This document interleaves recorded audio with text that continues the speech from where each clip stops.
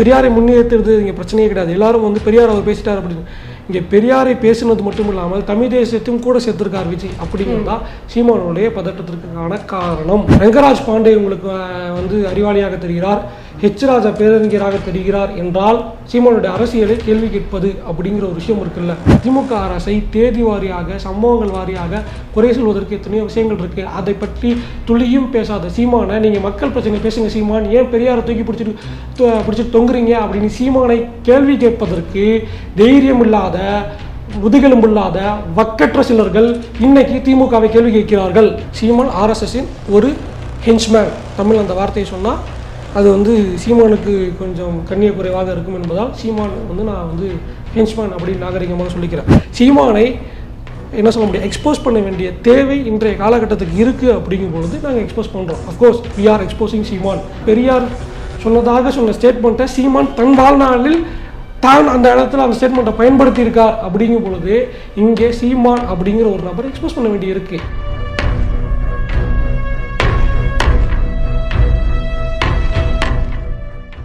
தமிழ் நேயர்களுக்கு வணக்கம். நம்மளோட பேசுறதுக்காக நந்தா அவர்கள் இணைஞ்சிருக்காங்க. வணக்கம் நந்தா. வணக்கம் அபி. தொடர்ந்து சீமான் வந்து பெரியார் குறித்தான விஷயங்களை நிறைய விமர்சனங்களாக முன் வச்சுட்டு இருக்காரு. அது தொடர்ந்து நிறைய பேரும் அவங்களுடைய கருத்துக்களை வைக்கிறாங்க. சீமான் இப்படி இல்லை, அப்படி இல்லை, அவர் இது அப்படி இப்படின்னு சொல்லிட்டு அவங்களும் விமர்சனம் பண்ணிக்கிட்டு இருக்காங்க. ஸோ வந்து இதில் வந்து குறிப்பாக எல்லாரும் சொன்ன ஒரு விஷயமாக என்ன இருந்தது அப்படின்னா வந்து ஈரோடு அங்கே கிழக்கு இந்த இடைத்தேர்தலில் அவர் வந்து பேசலை எதுவும். இதுக்கு முன்னாடி வந்து விமர்சனங்கள் வச்சார், விமான நிலையத்தில் பேசினார், அங்கே பேசினார், இங்கே பேசினார். ஆனால் இப்போ அங்கே போய் ஓட்டு கேட்கும் போது அவர் பேசலை. அந்த முதல் நாளில் கூட வந்து எல்லாருமே பிரச்சாரம் பண்ணும் போது அதை எதிர்பார்த்தாங்க. ஆனால் அவர் அது மாதிரி எதுவும் பேசலை அப்படிங்கிற மாதிரியான விஷயங்கள்லாம் வந்து சொல்லப்பட்டு இருந்தது. இப்போ வந்து நேற்று பிரச்சாரத்தில் கலவரத்தை தூண்டும் விதமாக அவர் வந்து நிறைய சர்ச்சைக்குரிய விஷயங்களை பேசுகிறாரு அப்படிங்கிற மாதிரியான விமர்சனங்கள் இப்போ எழுந்திருக்கு. இவ்வளோ நாள் பேசாமல் திடீர்னு இப்போ திரும்ப அந்த பிரச்சார மேடைகளையும் பெரியாரை பேசுவதற்கான காரணம் என்ன? பிரச்சார மேடையில் அவர் பெரியாரை பேசலை. ஒரு விஷயத்திலேயே புரிஞ்சுக்கணும், அவர் பெரியாரை பேசலை, பெரியாரை தூக்கி பிடிக்கக்கூடிய ஆதரவாளர்களை அவர் பேசுகிறார். இன்னமும் சொல்லப்போனால் என்னை பொறுத்த வரைக்கும் தனிப்பட்ட முறையில் இன்றைக்கி வந்து தன்னுடைய தேர்தல் வாக்கு வங்கி அரசியல், பெரியாருடைய பாஷையில் ஓட்டு பொறுக்கிய அரசியல், அதை வந்து நேற்று தியாகம் வந்து சொல்லியிருந்தார். பெரியாருடைய பாஷையில் அந்த அரசியலுக்குள்ளே இருக்கக்கூடிய சீமான் வந்து மேலே எனக்கு விமர்சனங்கள் இருக்குது. அவர் வந்து பெரியாரை பேசுகிறார். ஆனால் அடிப்படையில் சீமான் ஒரு பெரியாரிஸ்டாக இருந்தவர், அவர் வந்து தன்னை பெரியாரிஸ்டாக உணர்ந்தவர் அப்படிங்கிற விஷயத்தில் வந்து மாற்று கருத்து கிடையாது. கடந்த காலங்களில் அப்படி இருந்திருக்கார். இன்றைக்கி காலத்தின் தேவை, வைத்து பொழப்பு, இல்லை வாக்கு வங்கி அரசியல் என்ன காரணமோ அவர் வந்து பேசிகிட்டு இருக்காரு.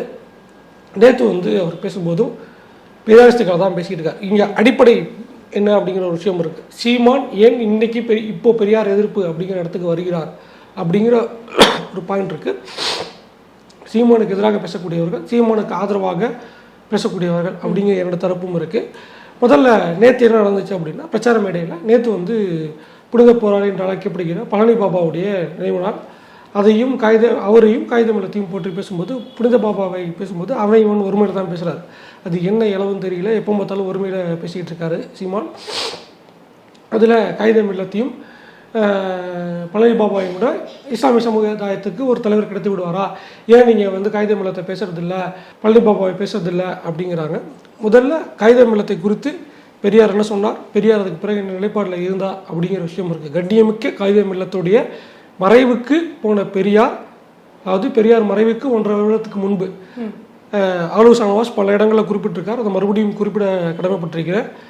1973 டிசம்பர் 24 பெரியார் மறைகிறார். அதுக்கு சரியாக 1.5 ஆண்டுகளுக்கு முன்பு ஏப்ரல் 5, 1972 காகிதம் இல்லம் வந்து மறைகிறார். அந்த மறைவுக்கு வந்து வீரமணி அவர்களோட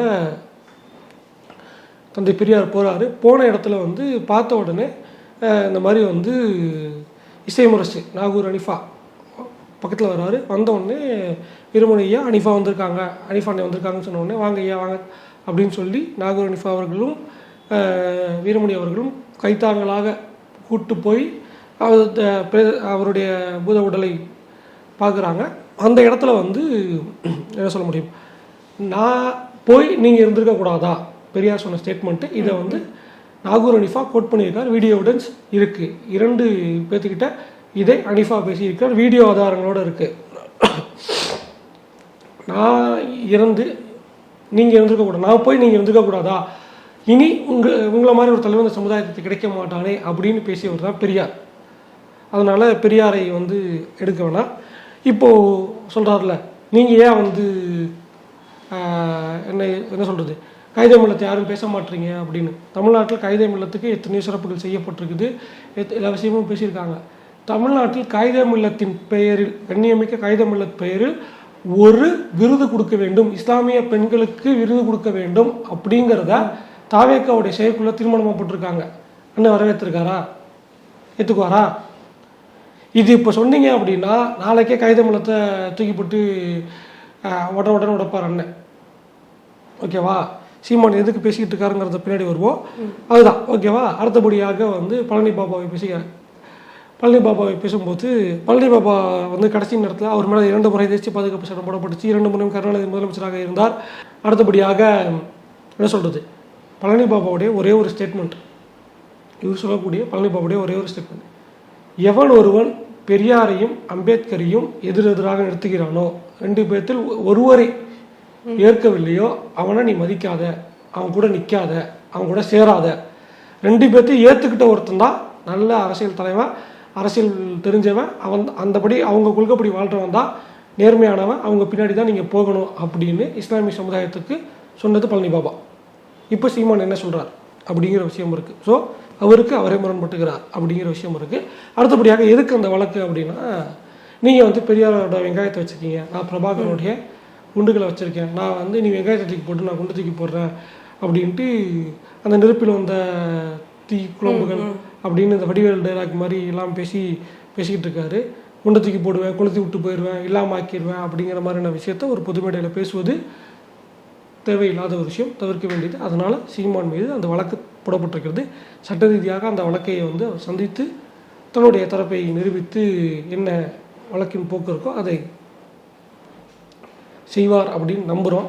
இல்லை தெரியாமல் பேசிவிட்டேன் அப்படின்னு இப்போ அண்ணன் புதுசாக ஒரு பரம்பரையில் சேர்ந்துருக்காருல்ல, அண்ணனுடைய கொள்ளு தாத்தா சாவர்கரின்படி மன்னிப்பு கடிதம் எழுதி கொடுத்துட்டு கீழே உட்காந்துருக்க விசில் அடிச்சாங்கிறதுக்காக உணர்ச்சி வேகத்தில் பேசிட்டேன் ஐயா அப்படின்னு மன்னிப்பு கடிதம் எழுதி கொடுத்துட்டு வருவாரா அப்படின்னு தெரியாது. ஏற்கனவே வந்து அவர் கூட இருந்தால் இப்போ வந்து மைக்க பிடிச்சி கத்தி கொண்டிருக்கக்கூடிய துரைமுருகன், சாட்டை துரைமுருகன், அவரை வந்து அவதூறு பேசி உள்ள தூக்கி போட்டும்போது ஐயா எனக்கு வந்து அழகி போச்சு ஐயா, அப்படி ஐயா இப்படி ஐயான்னு பொய் காரணங்களை சொல்லிட்டு வெளியே வந்து கெஞ்சி கூத்தாடி தான் பிணை கேட்டார். அந்த மாதிரி ஒரு வேளை தம்பிகள் ஏற்கனவே பாதி பேர் சாவர்கர் பரம்பரையில் இணைஞ்சிட்டாங்க, அண்ணனும் மிக விரைவில் இணைவார் அப்படின்னு எதிர்பார்க்குற பாப்பா என்ன பண்ணுறாரு அப்படின்னு. இப்போது நேற்று பேசின ஸ்டேட்மெண்ட், இதுக்கு முன்னாடி அவர் பேசின சமீபத்திய காலமாக அவர் பேசின விஷயங்கள் இருக்குல்ல, இந்த விஷயங்கள் எல்லாத்தையுமே வந்து நிறைய பேர் வந்து இதுக்கு பின்னான 2 காரணங்களை சொல்கிறாங்க. நான் 2மே சொல்லிடுறேன், உங்களுடைய பார்வையில் எது கரெக்டு இல்லை இதுவாக தான் இருக்கும் அப்படிங்கிற மாதிரியான விஷயங்களை நீங்கள் சொல்லிடுங்க. ஒன்று என்ன சொல்கிறாங்க அப்படின்னா, தாவேகா விஜய் வந்ததுக்கு அப்புறமாக இல்லை விஜய் தன்னுடைய கட்சியினருக்கு கொள்கை தலைவராக பெரியாரை அறிவித்த பின்பு சீமான் வந்து இவ்வளோ வேகமாக வந்து பெரியாரை எதிர்க்கிறாரு இல்லை இது மாதிரியான விஷயங்கள். 2வதாக சொல்லக்கூடிய காரணம் என்ன, இது எந்த அளவுக்கு அது பொருந்தும்னு எனக்கு தெரியல. 2வதாக சொல்லக்கூடிய காரணம் என்ன அப்படின்னா, ரஜினிகாந்துடனான சந்திப்புக்கு பின்பு சீமான் இதுக்கப்புறம் இவ்வளோ வேகமாக பேசுகிறாரு, அப்போ அந்த சந்திப்பில் என்ன நடந்தது அப்படிங்கிற 2 விஷயத்த முன்வைக்கிறாங்க. இந்த 2 விஷயத்தையும் முன்வைக்கிறதுக்கான காரணங்கள் என்னவா இருக்கும், இல்லை இதில் எது சரியான காரணம்?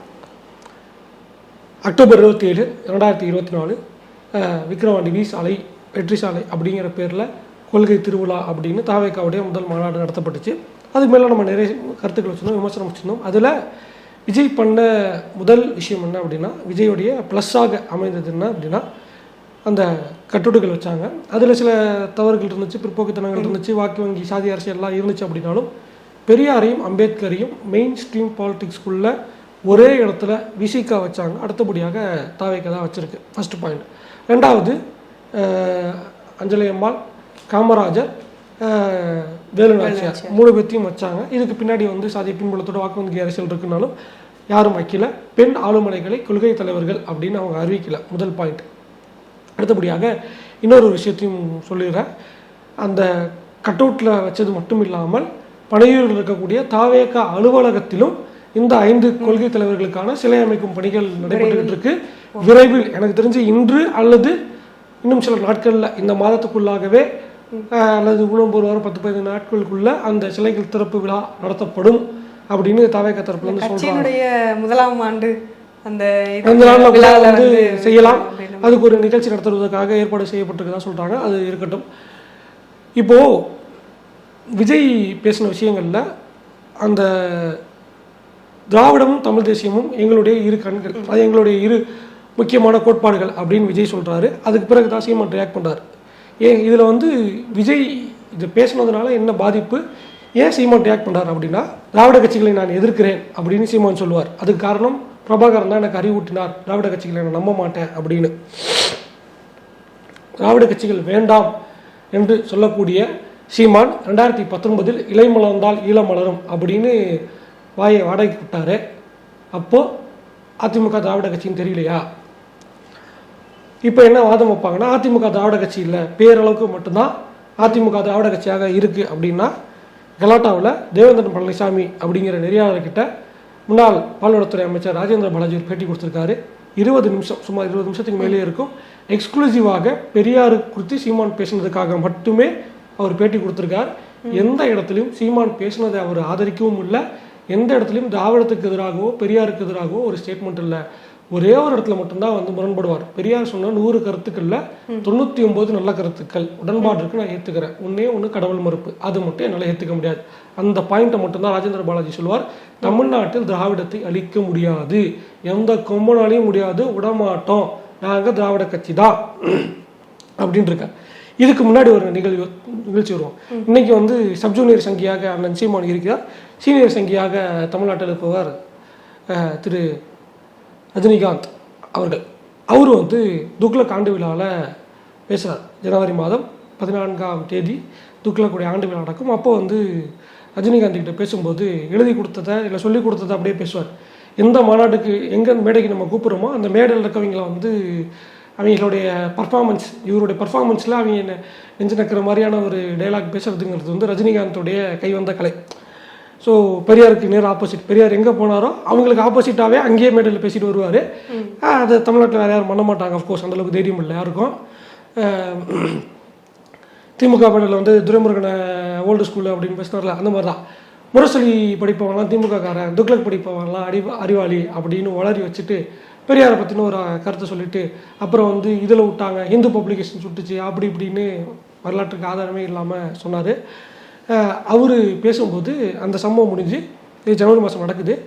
இதை ஒட்டி வந்து விமான நிலையத்திலேருந்து வெளியே வர முன்னாள் துணை முதலமைச்சர், அன்றைக்கு ஒரு துணை முதலமைச்சராக இருந்தார் ஓ பன்னீர்செல்வமும், அமைச்சராக இருந்த ஓபிஎஸ் கிட்டையும் கேட்குறாங்க. 2 பேரும் சபரிமலைக்கு போயிட்டு ரிட்டர்ன் வந்திருக்காங்க, மாலை போட்டிருக்காங்க, மாலை கலட்டில். அவங்க கிட்ட கேட்கும்போது ஓபிஎஸ் சொன்னது, குப்பையில் இருந்த நான் கோபுரத்தில் இருப்பதற்கு காரணம் பெரியார். வழக்கமாக எல்லாரும் நான் பெரியாரால் இப்படி ஆச்சு அப்படின்லாம் நம்ம சொல்லுவோம். இடைநிலை சாதிகள் சொல்லும்போது இவங்களுக்கு தெரியும். டிடி சொல்லுவாங்க, கோபிநாத் சொன்னார். அப்போல்லாம் வந்து அவங்ககிட்டலாம் போய் கேட்க மாட்டாங்க. ஏன்னா இப்போ டிடிகிட்டலாம் போயிட்டு கேட்டோன்னு வச்சுக்கோங்களேன், அந்த பிள்ளை ஏதாவது அக்கா ஏதாவது வந்து டப்புன்னு கவுண்டர் கொடுத்துரும், அதனால் அங்கே போக மாட்டாங்க. இவங்களுக்கு வந்து இவங்களுடைய வாக்கு வங்கி போயிடுது அப்படிங்கிற ஒரு வைத்தறிச்சு தான். சரி ஓகே, இது வந்து சொன்னோடனே அது என்ன எல்லாத்துக்கும் பெரியாரையே சொல்கிறீங்க அப்படின்னு, உங்களுக்கு அறிவு இல்லையா, திறமை இல்லையா அப்படின்லாம் பேசுவாங்க.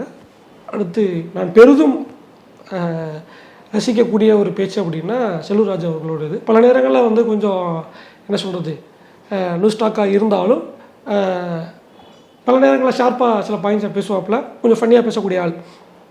அவர்கிட்ட கேட்குறாங்க. அப்போ ஒரு ஸ்டேட்மெண்ட் சொல்கிறார், ரஜினியோடைய 2வது மகள் 2வது திருமணம் செஞ்சுருக்காங்கல்ல, அதுக்கு காரணம் அது சாத்தியப்பட்டுச்சு, அது சகஜமாக இன்னைக்கு இருக்குது அப்படின்னா அது காரணம் பெரியார் தான், போய் சொல்லிடுங்க அப்படின்னார்.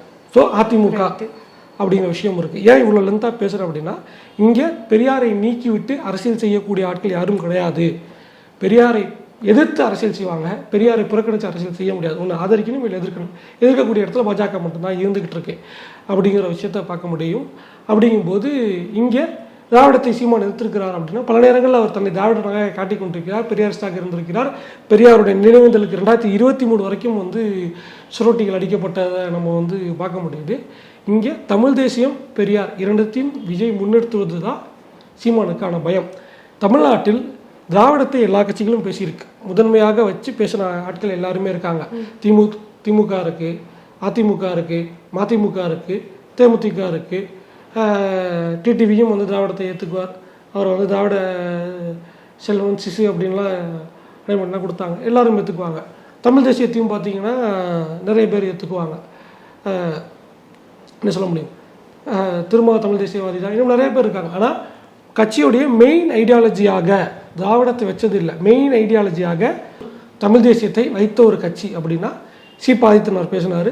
அதுக்கு பிறகு வந்து சீமான் அதை கையில் எடுத்தார். விஜய் இப்போ எடுத்திருக்கிறார். மெயின் ஃப்ரண்ட் பேரியராக அதை வைத்திருக்கிறாங்க. இது ஆதித்தனார் என்னெல்லாம் பேசினார், சீமான் என்ன பேசினார், விஜய் என்ன பேசிக்கிட்டு இருக்காரு அப்படிங்கிறத தாண்டி இதை வச்சுட்டார். அப்படிங்கும்போது அங்கே தான் சீமானுக்கு பயம் ஏற்படுது. ஏன் அந்த பயம் அப்படின்னா, 2 பேர்த்தையும் நீங்கள் வைக்கிறீங்க அப்படிங்கும்போது 2 பேருக்குமான ஒற்றுமைகள் நீங்கள் அப்படின்னு பார்த்தீங்கன்னா பல ஒற்றுமைகள் இருக்குது. 2 பேரும் திரைப்பின்பலம் கொண்டவர்கள். இவரும் பெரியாரை ஏற்றுக்கிட்டு இருந்தார், இவரும் பெரியாரை ஏற்றுக்கிட்டு இருந்தார். இவரும் தமிழ் தேசியம் பேசிக்கிறார், முதன்மை கோட்பாடு சித்தாந்தமாக்கிறார், இவரும் முதன்மை சித்தாந்தமாக வைக்கிறார். இவர்கிட்டயும் தீவிர திமுக எதிர்ப்பு இருக்குது, இவர்கிட்டயும் தீவிர திமுக எதிர்ப்பு இருக்குது. இவர் அதிமுக கிட்ட சாஃப்ட் கார்னர் காட்டுறார், அவர் அதிமுக கிட்ட சாஃப்ட் கார்னர் காட்டுறார். அப்படிங்கும்போது இந்த பிராண்டை விட, இயக்குனர் சீமான் அப்படிங்கிற ஒரு பிராண்டை விட நடிகர் விஜய், தளபதி விஜய் அப்படிங்கிற ஒரு பிராண்டு வந்து கொஞ்சம் வேல்யூ அதிகமாக இருக்குது. இந்த கம்பெனியில் இருக்கவங்கலாம் புது கம்பெனிக்கு போயிடுவாங்கன்னு தான் அதை வந்து நம்ம வந்து பிரேக் பண்ணுறேன் அப்படின்னா இப்போ பெரியாரை உடைப்பு அப்படிங்கிற இடத்துக்கு முன்னிறுத்துறா. ஸோ விஜயுடைய வருகை இல்லை, விஜய் பெரியாரை முன்னிறுத்தலை. பெரியாரை முன்னிறுத்துறது இங்கே பிரச்சனையே கிடையாது. எல்லாரும் வந்து பெரியார் அவர் பேசிட்டார் அப்படின்னு. இங்கே பெரியாரை பேசினது மட்டும் இல்லாமல் தமிழ் தேசியத்தையும் கூட சேர்த்துருக்கார் விஜய். அப்படிங்கிறது தான் சீமானுடைய பதட்டத்திற்கான காரணம்.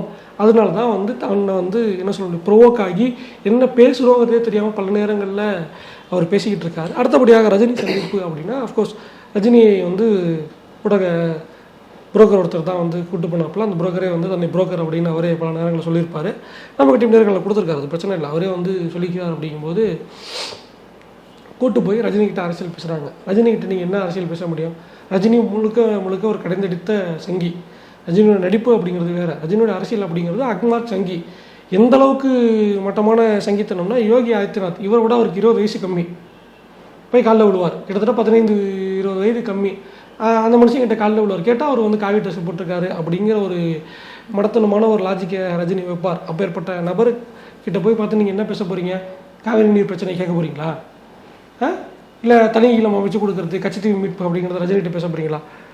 7 பேர் விடுதலையில் யார் 7 பேர்னு தெரியல அப்படின்னு ஏர்போர்ட்டில் வாய் விட்டுட்டு அரசாங்கம் தமிழிசை வந்து இல்லை இன்றைக்கி போய் ரஜினிகிட்ட கேளுங்க, ரஜினி கரெக்டாக 7 பேர்த்து பதில் சொல்லுவார்னு தமிழிசை சொன்னதுக்காகலாம் வந்து அக்கா தமிழிசை மிரட்டினதுக்காகலாம் பயந்துக்கிட்டு ப்ரெஸ் மீட் வச்ச நபர் தான் ரஜினி. ஓகேவா? ரஜினியை வந்து ஆஜான பாகுவாகலாம் பேசாதீங்க. அது இன்னொரு டாபிக் இருக்குது. அந்த ஃபர்னிச்சர் உடைக்க வேண்டிய ஃபர்னிச்சர் தான் அது. வந்து திரு ரவீந்திர துரைசாமி இன்னும் குறுக்க முறுக்க தூக்கி பிடிச்சிக்கிட்டு இருக்காரு.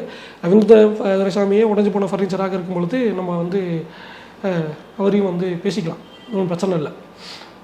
ஸோ அங்கே போயிட்டு பாஜக கூட்டணியின் முதல்வர் வேட்பாளராக சீமானை அறிவிக்கணும் அப்படின்னு கோரிக்கை வச்சதாக தான் இடரில் வந்துச்சு. இன்ன வரைக்கும் யாரும் மறுப்பு சொல்லலை. அப்போ ஏற்றுக்கிறீங்கன்னு தான் அர்த்தம். ஸோ இப்போ வந்து தன்னை ஒரு வலதுசாரியாக சீமான் மாற்றிக்கொண்டிருக்கிறார். முழுக்க வலதுசாரி தன்மையோட வலதுசாரி அரசியலை பேசிக்கொண்டிருக்கிறார். இப்போ சீமானுக்கு ஆதரவாக சில ஊடகங்கள், இப்போ திடீர் ஊடகங்கள்லாம் முளைச்சிருக்குது. ஃபுல்லாக வந்து இங்கிலீஷில் மேடைனா அப்படி வந்து மேட்டுக்குடி தன்மையோட ஒரு பேர் வச்சுக்கிட்டு இருந்த ஆட்கள்லாம் வந்து எழுத்து பிழையோட வந்து ஸ்பெல்லிங் மிஸ்டேக், தமிழே தெரியாமல் எழுத படிக்க தெரியாமல் சீமானுடைய தமிழ் வளர்ச்சி பாசறை எழுதி கொடுத்த பேரை வச்சுக்கிட்டு உட்காந்துட்டு இன்னைக்கு சீமான் தான் தமிழ்நாட்டின் அரசியலை தீர்மானிக்கிறார், சீமான் எல்லாத்தையும் செஞ்சிருவார் அப்படிங்கிற பிற்போக்குத்தனமாக பேசிக்கிட்டு இருக்காங்க. ஏன் வந்து அதை பேர் சொல்ல வேணாம் அப்படின்னா, ஒரு காலத்தில் அவரை நம்ம வந்து ஒரு பொருட்டாக மதிச்சிருக்கோம். இன்றைக்கி அந்த பொருட்டாக மதிக்க வேண்டிய அவசியம் கிடையாது. அப்படிங்கிறனால அந்த பேர் சொல்ல விரும்பலை. அவர்கிட்ட உட்காந்துக்கிட்டு நம்ம மதிக்கக்கூடிய ஆட்கள்லாம் பேசிகிட்டு இருக்கும்போது வந்து சீமானை வந்து திமுக வந்து கார்னர் பண்ணுது, அப்படி பண்ணுது, இப்படி பண்ணுது அப்படிங்கிறாங்க. சீமானை திமுக கார்னர் பண்ணிட்டு உங்களுக்கு ஏன் வலிக்குது? நாம் தமிழருக்கு தானே வலிக்கணும் அப்படிங்கிற ஒரு கேள்வி இருக்குது. இன்னொன்று வந்து ஆன்டி பெரியாருக்கு இங்கே வந்து தமிழ்நாட்டில் வாய்ஸே கொடுக்க மாட்டாங்க, மெயின் ஸ்ட்ரீம் மீடியா வாய்ஸ் கொடுக்காது, இங்கே வந்து இருக்காது அப்படிங்கிற ஒரு ஸ்டேட்மெண்ட்டை பேசுகிறாங்க. எனக்கு புரியல. ஆன்டி பெரியாரை இங்கே கடைசியாக யார் பேசினார்? எச் ராஜா பேசுவார். பாஜக வலதுசாரி பேசுகிறோம். அர்ஜுன் சம்பத்து, நித்யானந்தம், ஸ்ரீராம் சேதாத்ரி, ரமேஷ் சேதுராமன், அப்புறம் என்ன ராமசாமி மையப்பன், அந்த ஒருத்தர் இருப்பார். இந்த மாதிரியான வலதுசாரிகள் பேசிக்கிட்டு இருந்தாங்க. அந்த டோன் இப்போ நீங்கள் ஏன் எடுக்கிறீங்க? வலதுசாரி பேசுனாங்க, உங்களுக்கு என்னத்துக்கு இப்போ ஆன்டி பெரியார் ஸ்டாண்டு? இன்னொரு கேள்வி என்ன கேட்பாங்கன்னா, படுத்து வந்து என்ன சொல்ல ஆரம்பிக்கிறாங்கன்னா, திமுக வந்து பெரியாரை வந்து எதுக்கெடுத்தாலும் பெரியார்னு திமுக சொல்லுது, திமுகவை வந்து ஓவராக தலையில் தூக்கி வச்சு கொண்டாடுறாங்க, அதனால நாங்கள் வந்து திமுக பெரியாருக்கு பின்னாடி ஒளிஞ்சிக்குது, அதனால நாங்கள் வந்து திமுகவை வந்து பேசுகிறோம் அப்படின்னு சொல்லணும்.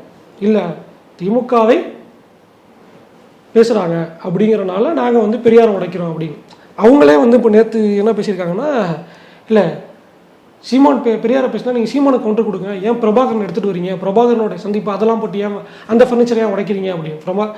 பிரபாகரனை அந்த ஃபர்னிச்சர் யாரும் உடைக்கல, அதை யாரும் வந்து மாற்றா முன்வைக்கல. இப்போ இந்த சந்தோஷ் பேசியதாக இருக்கட்டும், நேற்று வந்து அந்த அமர்சேகர் சொல்லி அந்த ஒருத்தர் இன்னொரு ஃபோட்டோகிராஃபர் ஒருத்தர் சன் நியூஸில் பெட்டி கொடுத்ததாக இருக்கட்டும், சங்ககிரியாக இருக்கட்டும், கார்த்திக் மனோகராக இருக்கட்டும், யாரும் அவங்க வந்து இங்கே இருக்க திராவிட ஆட்கள் போயிட்டு நீங்கள் வாங்க பிரபாகரனை நாம் வந்து பெரியாருக்கு எதிராக முன்னிறுத்துவோம்னு சொல்லலை. சீமான் பேசுனது தான் பெரியாரா பிரபாகரனா அவர் பேசுனது. அப்போ நாங்கள் அதுக்கு பாயிண்ட் எடுத்துகிட்டு வரோம், பிரேக் பண்ணுறோம் அப்படிங்கிற விஷயம். சீமானை என்ன சொல்ல முடியும், எக்ஸ்போஸ் பண்ண வேண்டிய தேவை இன்றைய காலகட்டத்துக்கு இருக்குது அப்படிங்கும் பொழுது நாங்கள் எக்ஸ்போஸ் பண்ணுறோம். அஃப்கோர்ஸ் வி ஆர் எக்ஸ்போசிங் சீமான். இதில் எனக்கு வந்து எந்த குற்றமும் குறையும் கிடையாது. இந்த மண்ணுக்கான அரசியலை பேசாமல் இன்றைக்கி திமுக விமர்சிப்பதற்கு 1000 காரணங்கள் இருக்குது. நேற்று நான் 2 வீடியோ போட்டிருந்தேன், முந்தானத்து பேசியிருக்கோம், நேற்றும் பேசியிருக்கோம். இங்கே கார்பரேஷனை வந்து ப்ரைவேட்டைஸ் பண்ணுறாங்க, அந்த காலேஜ் ஷிஃப்ட்டை ப்ரைவேட்டைஸ் பண்ணுறாங்க அப்படின்னு இன்றைக்கும் ஒரு டேட்டா இருக்குது. முடிஞ்ச அடுத்த வீடியோ போகிறதுக்கு தயாராக இருக்கிறோம். ஆம்னி பஸ்ஸை ஏற்ற போகிறாங்க அப்படின்னீங்க. திமுக அரசை தேதி வாரியாக சம்பவங்கள் வாரியாக குறை சொல்வதற்கு எத்தனையோ விஷயங்கள் இருக்குது. அதை பற்றி துளியும் பேசாத சீமானை நீங்கள் மக்கள் பிரச்சனை பேசுங்க சீமான், ஏன் பெரியாரை தூக்கி பிடிச்சிட்டு தொங்குறீங்க அப்படின்னு சீமானை கேள்வி கேட்பதற்கு தைரியம் இல்லாத, முதுகெலும்பில்லாத வக்கற்ற சிலர்கள் இன்னைக்கு திமுகவை கேள்வி கேட்கிறார்கள் அப்படிங்கிற விஷயம் இருக்கு. பெரியாரை பேசுவது சீமானுக்கு வந்து புரிதல்ல, தேவைக்கேற்ப யாரை வேணுமாலும் எது வேணாலும் பேசக்கூடிய நபர் தான் சீமான். அது பிரச்சனையே கிடையாது. பெரியாரை இங்கே பேசுறது அப்படிங்கிறது ஒரு பொருட்டும் கிடையாது. ஏற்கனவே விளக்கம் கொடுத்துருக்குறோம். தேர்தல் அரசியலுக்குள்ள பெரியாருக்கு பொருட்டு கிடையாது. பெரியாரை இங்கே உடைப்பதற்கான தேவையும் கிடையாது, அது உடைப்பதற்கான சாத்தியக்கூறுகளும் கிடையாது. அடுத்து இன்னும் சில விஷயங்களை பேசியிருப்பார், அதையும் கோட் பண்ணி பேசுறதுக்காக இருக்கும். இங்கே சீமானுடைய சுயநல அரசியலுக்காக அவருடைய லாபத் நோக்கத்திற்காக பேசிக்கொண்டிருப்பதை கேள்வி கேட்க முடியாமல் சீமானின் ஊடகமாக செயல்பட்டு கொண்டிருக்க நபர்களுக்கு வந்து பதில் சொல்லிக்கிறேன். வி ஆர் எக்ஸ்போசிங் சீமான். நீங்க ஏன் பயப்படுறீங்க? அவர் தான் பிரபாகரனை முன்னிறுத்தினார். இன்னைக்கு பிரபாகரனை நீ முன்னிறுத்தின, நீ ஒண்ணுமே கிடையாது, ஆளே கிடையாது அப்படின்னு சீமானுக்கு பரிச்சயமான லோகையப்பன் பேசிக்கிட்டு இருக்கார். அவர் பேசின வார்த்தைகள்லாம் இங்க சொல்ல முடியாது. அந்த நிகழ்வு நடத்தப்படுது, இணைய ஊடகங்கள் சேர்ந்து ஒரு கருத்தை நடத்துறாங்க. லோகையப்பன் பேசிக்கிட்டு இருக்கார். பெரியார் சொன்னதாக சொன்ன ஸ்டேட்மெண்ட்டை சீமான் தன் வாழ்நாளில் தான் அந்த இடத்துல அந்த ஸ்டேட்மெண்ட்டை பயன்படுத்தி இருக்கார். அப்படிங்கும் பொழுது இங்கே சீமான் அப்படிங்கிற ஒரு நபரை எக்ஸ்போஸ் பண்ண வேண்டி இருக்கு. கிட்டத்தட்ட ஒரு ரைட் விங்காக இருந்துகிட்டு இருக்காரு. அப்படிங்கும் போது ரைட் விங் பாலிடிக்ஸை அக்செப்ட் பண்ண முடியாது. திமுக பாஜக கூட்டணி வச்சு உடனே அடுத்த நிமிஷம் பேசுவாங்க, திமுக பாஜகவோட கூட்டணி வைக்கலையா அப்படின்னு. அது சரின்னு நம்ம சொல்ல கிடையாது. 2026 திமுக பாஜக கூட்டணி வந்துச்சுன்னா அதையும் எதிர்க்க தயார், எதிர்ப்போம். திமுக தவறு செய்தால் பேசிக்கிட்டு இருக்கோம், வேங்க விஷயத்துக்கு நம்ம பேசியிருக்கோம், எல்லா விஷயத்தையும் நம்ம பேசியிருக்கோம். இங்கே மக்களுக்கு எதிரான ஒரு விஷயம் இருக்குது. சீமானை விட்டு உங்களுக்கு வேறு வேலையே இல்லையா அப்படின்னா, சீமான் அந்த வேலைகளை செய்வதில்லை, சீமான வேலையை செய்யலை அப்படின்னால நீங்கள் எதுக்கு செய்கிறீங்க அப்படின்னு சீமானையும் நம்ம சொல்ல வேண்டி இருக்குது. அப்படிங்கிற இடம் இருக்குது. ஒரு ஊடகவியலாளராக அதனுடைய கடமை. இங்கே எந்த ஒரு அரசியல் கட்சிக்கும் எந்த ஒரு அரசியல் தலைவரும் பட்டா போட்டு கொடுக்க கிடையாது. பெரியாருக்கு சீமானை பட்டா போட்டு கொடுக்க முடியாது. அப்படிங்கும் பொழுது அதே தான், திமுக பட்டா போட்டு கொடுக்கல, இங்கே வந்து பட்டா போட்டு கொடுக்கல, அவ்வளோதான். இங்கே மக்கள் நலன் சார்ந்து எந்த அரசியல் கட்சி பேசினாலும் அதை பேசுவதற்கு தயாராக நம்ம இருக்கிறோம். ஆனால் நீங்கள் அப்படி பேசுகிறீங்களா? சீமானிக்கிட்ட சொல்ல வேண்டியதானே, மக்கள் பிரச்சனை திமுக சீமானை வைத்து மக்கள் பிரச்சனை திசை திருப்புது அப்படின்னு சொல்லக்கூடிய நபர்களுக்கு ஒரே ஒரு கேள்வி தான் கேட்குறேன்.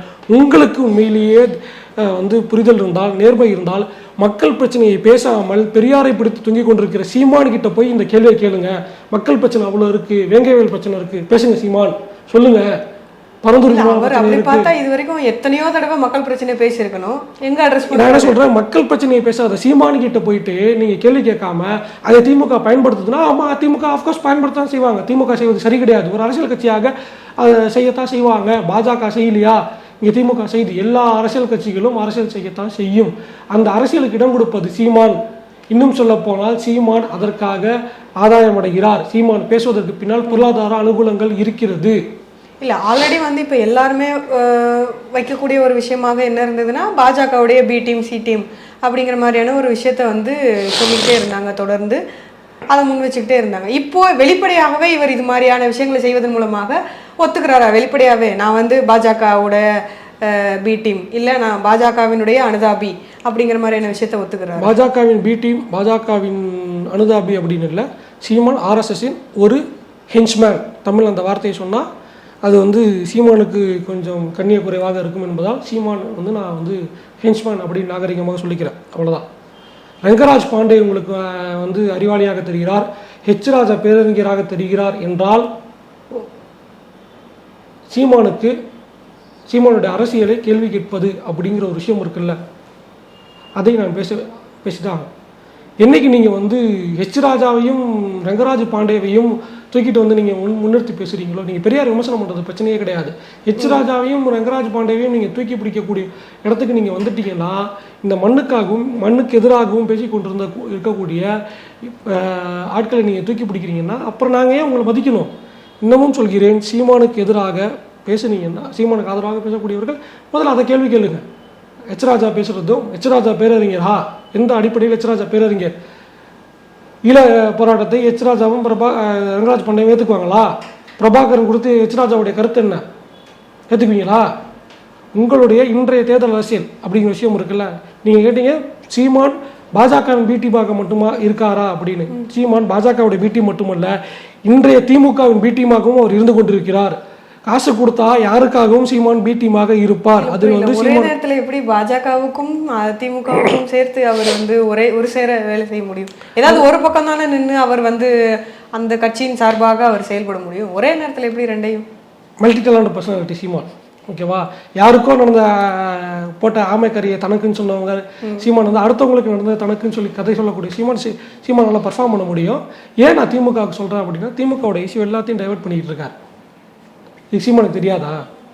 திமுகவுக்காக நம்ம மறைமுகமாக உதவி கொண்டிருக்கிறோம், சீமானுக்கு தெரியாதா? ஏன் செய்கிறார்? ஓப்பனாக சொல்கிறேன், ஈரோடு கிழக்கு இடைத்தேர்தலில் போட்டிகிட்டு இருக்கக்கூடிய வேட்பாளர், திமுக சார்பில் போட்டிகிட்டு இருக்கக்கூடிய வேட்பாளர் சந்திரகுமார் முதலியார் சமுதாயத்தைச் சேர்ந்தவர். அவரை எதிர்த்து முதலியார் சமுதாயத்தைச் சேர்ந்த ஒரு கேண்டிடேட்டை போட்டிருக்கலாம். அண்ணன் மாற்றி கவுண்டர் சமுதாயத்தை போட்டுக்கிட்டு இருக்கார். அந்த இடத்துல ஓட்டை பிரித்தா திமுக செட்பேக், நம்ம தோத்தாலும் பரவாயில்ல, சந்திரகுமாருக்கு போக வேண்டிய ஓட்டை பிரிக்கக்கூடாது அப்படின்னு தெளிவாக கேண்டிடேட்டை மாற்றினார் சீமான். இதெல்லாம் யோசிச்சாங்க அவர் வேலை பார்த்துன்னு இருப்பாரு. அவங்களுக்கு எதிராக தான் அரசியல் பண்ணுறாருன்னு இவர் சொல்றாரு. அப்படி இருக்கும்போது எப்படி திமுகவுக்கு எல்லா ஓட்டு அப்படி பார்த்தா இவருமே வந்து தேர்தலை புறக்கணிச்சிருக்கலாமே. காசு யார் கொடுப்பா? நீங்கள் கொடுக்குறீங்களா? திருநதி அப்புறம் எப்படி என்னன்னு சொல்லி வாங்குறது? தேர்தல் இருக்கும்போது தான் திருநதி வாங்க முடியும். இன்னமும் சொல்கிறேன், சீமானை வந்து நான் விமர்சனம் பண்ணுறேன் அப்படிங்கிறதுக்காக என்மேல் கோவப்படக்கூடியவர்கள், நான் இன்னமும் சொல்கிறேன், சீமானுடைய காணொலி எடுத்து பாருங்கள். சீமான் மற்ற இடத்துல பேசக்கூடிய காணொலிகள் எடுத்து பாருங்கள். நரம்பு புட்டைக்க குரல் அப்படி தெறிக்க ஆவேசமாக பேசிக்கிட்டு இருப்பார். அதே திருநதி கேட்குற வீடியோவில் பார்த்தீங்கன்னா அந்த ஆவேசம் எதுவும் இருக்காது. பார்த்துக்கோங்க, இதுதான் சீமானுடைய இரட்டு நிலைப்பாடு. இப்போ எந்த இடத்துல வந்து பாஜகவுக்கும் திமுகவுக்கும் சேர்த்து அவர் வந்து பி டீமாக வேலை செய்துட்டு இருக்காரு அப்படிங்கிற ஒரு விஷயத்த முன்வைக்கிறீங்க? ஒன்று விஜய் பார்த்து பயம், ரெண்டாவது பெரியாருங்கிற பிம்பத்தை உடைக்கணும். பெரியாருங்கிற பிம்பத்தை உடைப்பதன் மூலமாக அது ஆர்எஸ்எஸ்க்கு நன்மை பயக்கும். இன்னைக்கு ஏற்கனவே ஆலோசனை வசனம் தான் 1925 துவங்கப்பட்ட 3 பேர் இயக்கங்கள், கம்யூனிஸ்ட் இயக்கம், திராவிட இயக்கம், சுயமரியாதை இயக்கம், ஆர்எஸ்எஸ் இயக்கம். இங்கே ஆர்எஸ்எஸ் தமிழ்நாட்டுக்கு என்ன செஞ்சிச்சு, ஆர்எஸ்எஸ் உடைய அபாயங்கள் குறித்து நம்ம பேச வேண்டிய இடத்துல இருக்கணும் நம்ம. ஆனால் சீமான் மாற்றி பேசி கொண்டிருக்கிறார். சீமான் அதை மாற்றி பேசி கொண்டிருக்கிறார் அப்படிங்கிற ஒரு விஷயம் இருக்குல்ல, அதை தான் இங்கே வந்து நம்ம வந்து சுட்டிக்காட்ட வேண்டியிருக்கு. இது ஆர்எஸ்எஸ்க்காக. அஃப்கோர்ஸ் திமுகவுடைய எல்லா பிரச்சனையும் போச்சு. திமுகவுடைய அனைத்து பிரச்சனைகளும் முனைப்பட்டு விட்டார் சீமான். எங்கள் விவகாரம் பேசிக்கிட்டு இருக்காரா? இன்றைக்கி அவர் லைம் லைட்டில் வச்சுருக்காருல்ல, ஏன் மெயின் ஸ்ட்ரீம் மீடியா பேசிட்டு சீமான் பேசிக்கிட்டு இருக்காரு. சீமான்கிட்ட போய் கேளுங்க, ஏன் நீங்கள் வந்து இந்த இஷ்யூ பேசுங்க அப்படின்னு. Of course Seeman as agenda, he got paid for it அப்படிங்கிற ஒரு விஷயம் இருக்குல்ல. அவ்வளோதான். அதுக்காக தொடர்ந்து வந்து அவருடைய விஷயத்தையுமே அவர் விட்டுட்டு வந்து இவங்களுக்காக பி டீமாக அவங்களுக்கு ஆதாயம் தரக்கூடிய விஷயங்களை செஞ்சுக்கிட்டே இருக்காரு. ஆரம்பத்துலேருந்து ஒரு பி டீமே தான் இருந்தாரு. எந்த இடத்துல ஒரு தனிப்பட்டு சுயமாக இயங்கி விட்டார். அவர் ஒரு விஷயத்த வந்து கொள்கையா வச்சுக்கிட்டு அதை ஒரு தமிழ் தேசியம் அப்படிங்கிற ஒரு விஷயத்த பின்புலமா வச்சு அவர் வராரு. எது தமிழ் தேசிய கொள்கை? இல்லை, சீமானுடைய தமிழ் தேசிய கொள்கை என்ன? சீமானுடைய தமிழ் தேசிய கொள்கை என்ன? பெரியார் கேட்டது தமிழ்நாடு தமிழருக்கே அப்படின்னாரு.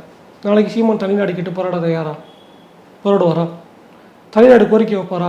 சொல்லி முடிச்சோன்னா அவருடைய கட்சிக்கு அங்கீகாரம் மட்டும் இல்லை, பதிவேறத்தாயிரும். திராவிட நாடு கோரிக்கைக்கான காரணங்கள் இருக்கிறது, ஆனால் சூழல் இல்லை, அதனால் நான் கைவிடுகிறேன் என்ன சொன்னார். இன்னமும் அதில் வந்து நிறைய பேர் விமர்சனம் வச்சுக்கிட்டு இருக்காங்க. வீடு இருந்தால் தான் ஓடு போட முடியும், இங்கே வீட்டுக்கு பிரச்சனை வரும்போது நான் ஓடு வேணும்னு சொல்ல முடியாது அப்படின்னு சொல்லி திராவிட நாடு கோரிக்கையை சீனத்தின் போது கைவிட்டார். அதுக்கு சட்டம் வந்துச்சு. அது பெரிய ஒரு வரலாறு இருக்குது. கேட்க சொல்லுங்கள். பெரியாரா பிரபாகரன் ஆனான்னு கேட்குறாருல. பிரபாகரன் என்ன சொன்னார்? தமிழக மக்களுக்கு தன்னாட்சி உரிமை தானே கேட்டார். ஈழத்தை பற்றி எங்கே பேசியிருக்கார் சீமான்? இன்னைக்கு பேசிக்கிட்டு இருக்காருல்ல சீமானுக்காக சொம்பு தூக்கக்கூடிய ஆட்கள் இருக்காங்கல்ல. சொல்லுங்க, தமிழ்நாட்டு முதலமைச்சர் ஆகிறது தான் பிரபாகரனுடைய கனவா? முதலமைச்சராக சொன்னாரா தமிழ்நாட்டில் நீ முதலமைச்சராகு, பொட்டி பொட்டியாக காசு வாங்கிக்க அப்படின்னு, இலை மலர்ந்தால் ஈழம் மலரும் அப்படின்னு கேட்க சொன்னாரா? இவ்வளோயா? இவர் வந்து அப்படி திராவிட கட்சிகளுக்கு எதிராக இருந்துகிட்டு இருக்கார், திராவிடம் எனக்கு எதிரி அப்படின்னு சொன்னார்ல. சாதி பார்த்து விழும் ஓட்டு எனக்கு வந்து தீட்டு அப்படின்னு பேசக்கூடிய சீமான் வந்து போன வருஷம் நடந்துச்சா விக்கிரவாண்டி தேர்தலில் அதிமுக புறக்கணிச்சிச்சு, தேமுதிக புறக்கணிச்சிச்சு, அந்த ஓட்டெல்லாம் எனக்கு போடுங்க அப்படின்னு ஓட்டு பிச்சு தானே கேட்டார் சீமான். தேமுதிக ஓட்டு கேட்கலையா? விஜயகாந்த் எவ்வளோ இழிவாக பேசியிருக்கார் சீமான். இங்கே வந்து சொல்லுவாங்க பெரியார் முரண்பாடுகளின் மூட்டை அப்படின்னு. சீமானை விட ஒரு முரண்பாடுகள் மூட்டை இந்த உலகத்தில் இருக்க முடியுமா? தான் பேசுறதுக்கு தானே கான்ட்ராடிக்டரி. கருப்பள்ளி சொல்லுவார், சக்கரம் முன்னோக்கி சொல்லணும் பின்னோக்கி சொல்லிட்டு இருக்கு அப்படின்னு. ஸோ சீமானுக்கு தேவை இருக்கிறது, தேவையின்பால் அவர் செஞ்சுக்கிட்டு இருக்கார் அப்படிங்கிற விஷயம் இருக்குது. இறுதியாக நேற்று வந்து புதிய தலைமுறையுடைய ஆசிரியர் சமஸ் வந்து கார்த்திகேயன் அவர்கள்கிட்ட அந்த சமஸுடன் பேசுவோம் அப்படிங்கிற விஷயம் இருக்குல்ல, செய்தி கப்பால் வித் சமஸ், அதில் வந்து பேசியிருக்கும் போது நிறைய விஷயங்கள் சொல்லியிருக்காரு. இது இந்திய அரசியலுக்கு புதுசதில்லை. ஏற்கனவே வந்து பால் தாக்கரே சிவசேனா அப்படிங்கிற ஒரு கட்சியை உருவாக்கிய பால் தாக்கரேவின் தந்தை கேசவ் சீதாராம் தாக்கரே அவர் ஆரம்பித்து அதுக்கு பிறகு அது பால் தாக்கரேவுடைய இதில் பரிணமிச்சிச்சு. ஆரம்பத்தில் நீங்கள் அதை லைட்டாக பிடிச்சி வச்சுக்கிட்டு இருக்கலாம், ஆனால் காலப்போக்கில் அது வந்து உங்களுக்கு வியாபாரம் ஆகாது. இது நாம் தமிழர் கட்சிக்கும் சீமானுக்கும் சுயசிதவை ஏற்படுத்தும் அப்படிங்கிற பாயிண்ட் அவர் கோட் பண்ணார். இன்னும் ஒரு படி மேலே போயிட்டு சொல்கிறார், சிவசேனா அங்கே சக்ஸஸ் ஆனது காரணம் அங்கே அவரே சொல்லியிருப்பார் சத்ரபதி சிவாஜி. இங்கே சத்ரபதி சிவாஜியோடைய அவர் இஸ்லாமியர்கள் எதிர்த்தார் மட்டும் இல்லை, அவரே சாதிய தீண்டமைக்கு ஆளானார். சிவாஜி கண்ட இந்து ராஜ்யம் அப்படிங்கிறது அண்ணா எழுதியிருக்காரு. சத்ரபதி சிவாஜி பற்றி ஐயா தராசு ஷாமு ஒரு புக் எழுதியிருக்கார். வாய்ப்பு இருக்கவங்க அதை வேணால் படித்து பாருங்கள். உங்களுக்கு அண்ணா ஒவ்வாமை இருக்கும் பட்சத்தில், அறிவு ஒவ்வாமை இருக்கும் பட்சத்தில் அண்ணாவை நீங்கள் ஏற்க மாட்டீங்க. ஏன்னா அதிமுக ஆதரவாளராக இருந்த அதிமுகவிலெல்லாம் பயணித்த ஐயா தராசு ஷாமு அவர்கள், அவருடைய புத்தகம் இருக்குது, அதை வேணா எடுத்து பாருங்கள். சத்ரபதி சிவாஜியை மன்னராக முடிசூட்டுவதற்கு எந்த புரோகிதரும் தயாராக இல்லை. மகாராஷ்டிரா மராட்டிய சமஸ்தானத்தில் மராட்டியத்தில் உத்தரப்பிரதேசத்துலேருந்து ஒருத்தர் கூட்டு வந்து தன்னை சிம்மாசனத்தில் ஏற்றி உட்கார வச்சுக்கிட்டு இது பண்ணார் அப்படிங்கிற விஷயம் இருக்குது. சிவாஜியுடைய வரலாறுகள் நம்ம வந்து வேறொரு நாள் பேசுவோம். இங்கே ராஜராஜனுடைய தஞ்சை பெருவுடையார் கோவிலில் ஒரு நிர்வாகியாக ஒரு இஸ்லாமியர் இருந்திருக்கார். இங்கே இஸ்லாமியர்கள் ஒன்றுக்கு ஒன்றாக இருந்தார்கள். சீமான் பெரியார் இஸ்லாமியருக்கு எதிராக பேசினார்னு சொல்லக்கூடிய சீமான் எதற்காக பேசினார் அப்படிங்கிறதுக்கு ஸ்டேட்மெண்ட் இருக்கு.